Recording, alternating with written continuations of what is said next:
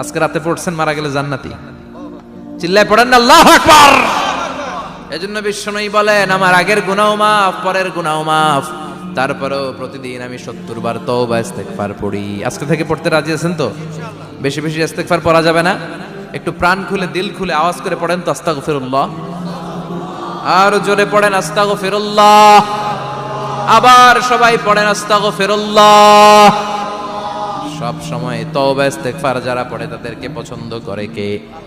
সব সময় জিকির করে করে জিহ্বাটারে যারা ভিজিয়ে রাখে তাদেরকেও পছন্দ করে কে? আল্লাহ বলেন ওয়াজকুর রাব্বাকা ফি নাফসিকা তাদাররুআন ওয়া খীফাতান ওয়া দুনাল জাহরি মিনাল কওলি বিল গুদুবি ওয়াল আসাল ওয়া লা তাকুম মিনাল গাফিলিন। সুবহানাল্লাহ পড়েন। আল্লাহ বলেন ওয়াজকুর রাব্বাকা ফি নাফসিক, আল্লাহরে মনে মনে ডাকো। তাদাররুআন ওয়া খীফা, আল্লাহর জিকির করতে আল্লাহ বলেছেন ফি নাফসিক। বুঝতেছেন না অর্থ? ফি নাফসিকা, মনে মনে আল্লাহর জিকিরটা করো। তাদাররুআন ওয়া খীফা, তাদাররুআন মানে বিনয়ের সাথে, with full of humility, submission and humbleness, বিনয়ের সাথে আল্লাহরে ডাকো। আবার হাদিসে কুদসিতে আল্লাহ বলেন ফাইন যাকারানি ফি নাফসি যাকারতুহু ফি নাফসি, আমার বান্দা যদি একা একা আমার জিকির করে আমি আমার বান্দারে একা একা স্মরণ করি।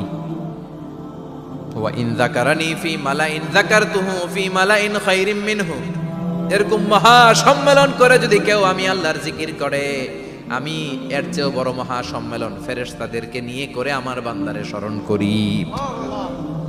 ওয়া ইন তাকাররাবা ইলাইয়া শিবরান তাকাররাবতু ইলাইহি যিরাআন, আমার বান্দা যদি আমার দিকে এক বিঘত আসতে চায় আমি আমার বান্দার দিকে এক হাত এগিয়ে যাই।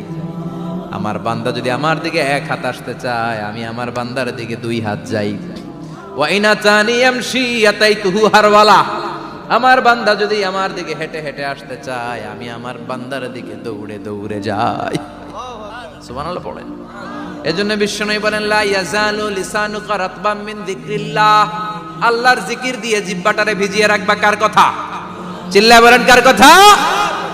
সবসময় আল্লাহর জিকির করতে রাজি আছেন তো? সবচেয়ে শ্রেষ্ঠ জিকির বিশ্বনবী বললেন আফদালু যিকরি লা ইলাহা